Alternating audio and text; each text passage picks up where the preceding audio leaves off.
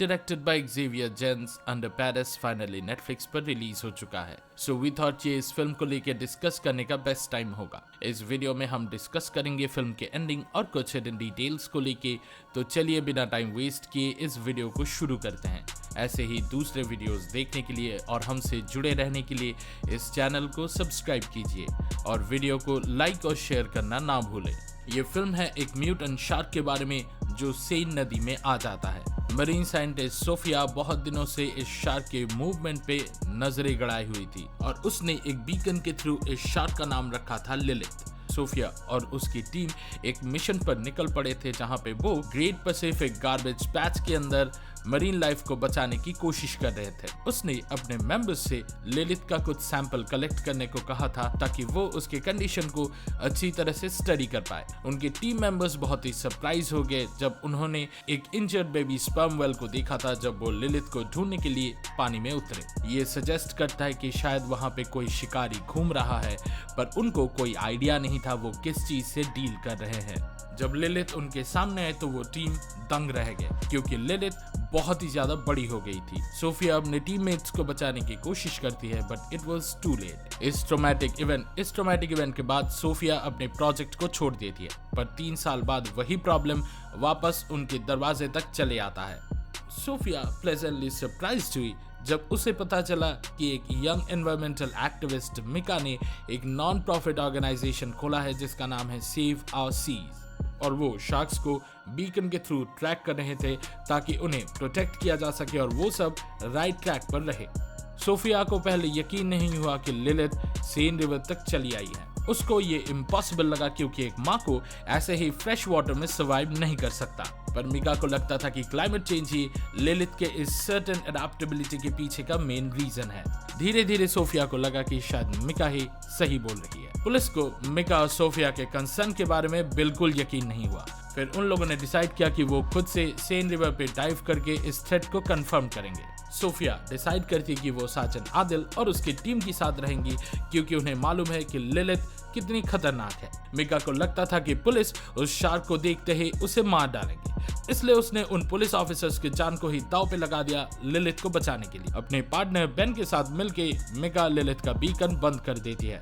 Thankfully कोई इंजर नहीं होता, पर यहाँ भी हमें एक ब्लड बाथ देखने को मिल सकता था। आदिल और उसकी टीम अभी सर्टेन थे कि सेन नदी में एक शार्क है, पर उन्हें एक रास्ता निकालना था कि कैसे भी करके इस शार्क को समुद्र तक छोड़ा जाए। इसी बीच सोफिया मिका से बात करके उसे समझाने की कोशिश करती है, पर इस यंग एक्टिविस्ट को सिस्टम के ऊपर बिल्कुल भरोसा नहीं है। उनके बीच एक झगड़ा छिड़ जाता है और मिका सोफिया को अक्यूज करती है कि वही 3 साल पहले के उस अटैक के लिए जिम्मेदार है। सोफिया को लगा कि मिका के साथ बात करना बिल्कुल बेबुनियाद है, इसलिए वो वहां से चली गई। मिका बहुत ही पैशनेट थी, पर वो ये समझने में नाकामयाब थी कि ऐसे रेस्क्यू ऑपरेशंस के लिए कितना डिटेल्स और इंट्रिकेसीज चाहिए होता है। सोफिया फिर आदिल और उसकी टीम के साथ मिलकर एक रेस्क्यू ऑपरेशन प्लान करती है। पेरिस में 1 हफ्ता बाद ही ट्रायथलन चैंपियनशिप होने वाला था और पेरिस के मेयर इस सेलिब्रेशन को बंद करने के लिए तैयार नहीं थे। उन्होंने इस थ्रेट को सीरियसली नहीं लिया और उनको लगा कि शायद जब मिलिट्री रहेंगे तो सिचुएशन अपने आप कंट्रोल में आ जाएगा। सोफिया उनसे एक्सप्लेन करने की कोशिश करती है कि लिलिथ कितनी डेंजरस है और वो मेयर को वार्निंग देती है कि उनका ये पीआर स्टंट कैसे बाकी लोगों की जान ले सकता है, पर वो मेयर इस ट्रायथलन के चलते अपने मीडिया इमेज और पैसों को लेकर ज्यादा कंसर्न थी। मेयर ने फिर सोफिया और आदिल से कहा कि वो कुछ प्लान निकाले जिससे सिचुएशन अंडर कंट्रोल आ जाए। क्योंकि लिलिथ का बीकन अभी बंद हो चुका है, इसलिए सोफिया प्रपोज करती है कि वो एक बेट दे के लिलिथ को सामने लाए और उसे ट्रैंकुलाइज करे। उसके बाद वो शार्क को पोर्ट आर्सेनल में ट्रांसफर कर देंगे और ओशियोनोग्राफी इंस्टीट्यूट उसका रिलीज हैंडल कर लेंगे। पर सोफिया को बहुत जल्दी अपना प्लान बदलना पड़ा जब बेन मिका की जान की भीख मांगती है। सोफिया ये सुन के तंग रह गई कि मिका ने सोशल मीडिया पे आम नागरिकों से हेल्प मांगा था कि ताकि वो लोग सोनार यूज करके लिलिथ को समुद्र तक छोड़ पाए। बेन ने वापस उस बीकन को ऑन कर दिया था ताकि मिका उस शार्क को ढूंढ पाए। लिलिथ उस शहर के पुराने कैटाकॉम्स में छुपी हुई थी और मिका और उसकी टीम ने एक सीक्रेट रास्ता निकाल लिया जहां से उस अंडर वाटर रिजर्वोयर तक पहुंचा जा सके। मिका ने सोशल मीडिया पे बहुत सारे एक्टिविस्ट और आम नागरिकों को जमा होने के लिए रिक्वेस्ट किया था ताकि वो सभी उसके एंडेवर को सपोर्ट कर सके। इस कैटाकॉम में एक बहुत ही पतला सा एंट्रेंस था, इसलिए कोई भी सडन डिजास्टर के चलते पैनिक की वजह से ये रास्ता कभी भी बंद हो सकता है। सोफिया पुलिस के साथ उस कैटाकॉम में पहुंचती है और लोगों से रिक्वेस्ट करती है ताकि वो धीरे धीरे इस जगह को इवैक्यूएट कर दे, पर मिका अपने ऑडियंस से रुकने के लिए कहती है क्योंकि उसे लगता है कि वो सोनार यूज करके लिलिथ को ऑलमोस्ट अट्रैक्ट कर चुकी है और सच में ये काम कर जाता है। लिलिथ और उसकी बेबी मिका को अप्रोच करते हैं। सोफिया बार बार मिका से कहती है कि वो उस बेबी को टच ना करे, पर मिका उसकी बातें बिल्कुल भी नहीं सुनती है। वो उस बच्चे के शरीर पे हाथ फैलाने लगती है ताकि वो सोफिया और अपने ऑडियंस को ये प्रूव कर पाए कि शार्क्स एक्चुअली में डेंजरस नहीं है। सोफिया का मानना था कि वो लिलिथ के नेस्ट पे इन्वेड कर रही है, इसलिए वो बार बार मिका से पूछती है पानी से बाहर आने के लिए। आदिल पानी में कूद के मिका को बचाने का कोशिश करता है, पर वो बाहर नहीं आना चाहती। फिर लिलिथ मिका को अटैक करती है और उसे पूरा निगल जाती है। उसके डेथ से एक पैनिक और हिस्टेरिया ब्रेक आउट कर जाता है। बहुत सारे लोग फिसल के पानी में गिर जाते हैं और जब वो ऊपर आने की कोशिश करते हैं, लिलिथ उन पे अटैक कर देती है। सोफिया ने इस मैसेकर को पहले ही प्रेडिक्ट कर लिया था, पर कोई उसकी बातें सुनने के लिए रेडी नहीं था। वो फिर से मिका और उसके दोस्तों की मौत के लिए खुद को जिम्मेदार ठहराने लगी, पर आदिल उसे ये एहसास दिलाता है कि उसने जो भी कुछ किया जा सकता था वो किया। इस कियोस के चलते लिलिथ ने एक्सीडेंटली अपने बच्चे को भी मार दिया था, इसलिए सोफिया उस क्रीचर को लेके पहली बार अप क्लोज उसे स्टडी करने लगी। वो इस बच्चे के शरीर पे बहुत सारे एडाप्टेशन का साइंस नोटिस कर लेती है, जैसे कि ऐसे कुछ ऑर्गन्स जो नमकीन पानी में शार्क को अडाप्ट करने में मदद करता है और एक प्रोट्रूशन जो एक्चुअली फ्रेश वाटर में नेविगेट करने के काम आए। सोफिया का मानना था कि ये शार्क ब्रीड करने के लिए एक परफेक्ट लोकेशन ढूंढ रहे थे और उन्होंने इस कैटाकॉम को चुना बच्चा जन्म देने के लिए। उसको अपनी आंखों पे ये यकीन नहीं आया कि ये 2 महीने का शार्क ऑलरेडी प्रेग्नेंट है। तब उसने रियलाइज किया कि शायद ये कोई माकोर नहीं है बल्कि एक कंप्लीटली नया स्पीसीज है। उसका ये भी मानना था कि ये न्यूली अडॉप्टेड स्पीसीज पार्थेनोजेनेसिस के थ्रू रिप्रोड्यूस कर सकते हैं। ये इंसानों के लिए एक बहुत बड़ा खतरा बन सकता है क्योंकि इन शार्क्स ने अनफेवरेबल कंडीशंस में भी अडॉप्ट करना सीख लिया है और जितना वो बच्चा पैदा कर लेंगे उतना ही उन्हें कंट्रोल करना मुश्किल हो जाएगा। आदिल और सोफी को ये रियलाइज होता है कि उन्हें इमीडिएटली एक्शन लेना होगा। वो फिर से उस मेयर को अप्रोच करते हैं, पर वो इस ट्रायथलॉन को रोकने के लिए तैयार नहीं है। मेयर घूम के उन लोगों को ही ब्लेम करती है क्योंकि उन लोगों ने टाइम पे सिचुएशन को कंट्रोल नहीं कर पाया और वो कम्प्लीटली रिफ्यूज कर देती है कि वो पेरिस के आम लोगों को सेन में रहने वाले शार्क के बारे में नहीं बताएंगे। सोफिया ये देख के दंग रह गई कि इतने सारे मौत होने के बावजूद मेयर को सिर्फ ट्रायथलॉन की पड़ी थी। वो एक इंटरव्यू में शार्क वाले क्लेम को कम्प्लीटली रबिश डिक्लेयर कर देती है, जो कि एविडेंट था कि उनका इस क्राइसिस से डील करने का कोई इरादा नहीं है। सोफिया फिर डिसाइड करती कि उसे ही कुछ करना होगा और आदिल उसे ज्वाइन करता है। उन दोनों को लगने लगा कि वो दोनों ही अपनी टीम्स को खोने के लिए जिम्मेदार है। आदिल को लगता था कि अपने आर्मी टाइम में बुर्किना फासो में उसने अपनी टीम को अबैंडन किया था और सोफिया को भी यही लगता था कि लिलिथ के हाथों उनके टीममेट्स के मौत के पीछे एक्चुअली में वही जिम्मेदार है। पर इस टाइम वो डिटरमाइन है कि उन्हें ऐसे ही हजारों लोगों की जान बचाना है। ट्रायथलॉन से कुछ घंटा पहले वो एक छोटा सा टीम गैदर करते हैं जिनमें से सभी को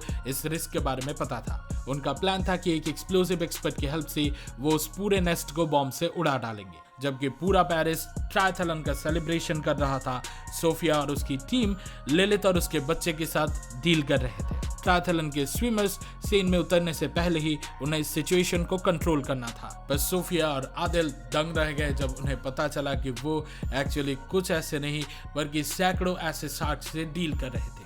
सोफिया एकदम सही थी, वो एक्सपोनेंशियली मल्टीप्लाई कर रहे हैं। प्रॉब्लम तब आता है जब एक एक्सप्लोसिव ऑन नहीं होता। ये शार्क्स इंसानों के अचानक प्रेजेंस से डर गए। वो पॉयकाट को ब्लास्ट इनिशिएट करने से पहले ही मार डालते हैं। सोफिया अपने टीम को वार्निंग देती है कि वो कोई भी सडन मूवमेंट्स ना करे, पर अदामा उस एक्सप्लोसिव को ऑन करने के लिए अपना लाइफ रिस्क में डाल देता है। पर तब वो शार्क्स अदामा को मार डालते हैं और आदिल इस क्राइसिस से डील करने के लिए बहुत स्ट्रगल करता है। फिर सोफिया आदिल को सरफेस में लाने में हेल्प करती है। स्विमर्स की तरफ डायरेक्टली भागी जा रही है। फिल्म के एंडिंग में लिलिथ उन स्विमर्स पे अटैक कर देती है और एक पैनिक का वेव हर तरफ बिखर जाता है। मिलिट्री ने लोकल पुलिस के साथ बिल्कुल भी कंसल्ट नहीं किया था इन शार्क्स पे गोली चलाने से पहले। वो उन्हें कॉन्स्टेंटली मना करने लगे कि वो गोली ना चलाए, पर उन्होंने उनकी एक नहीं सुनी।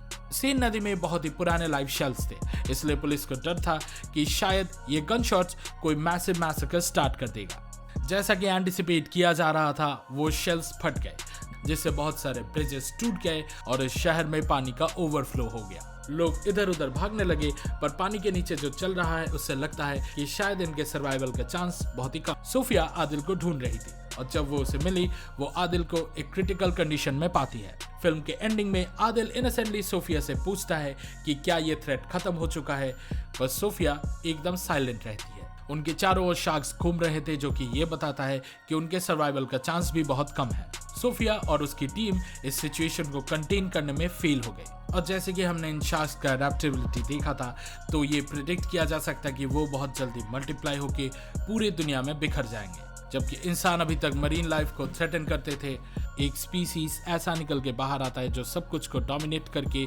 पूरी चीजों को टेक ओवर करना चाहता है।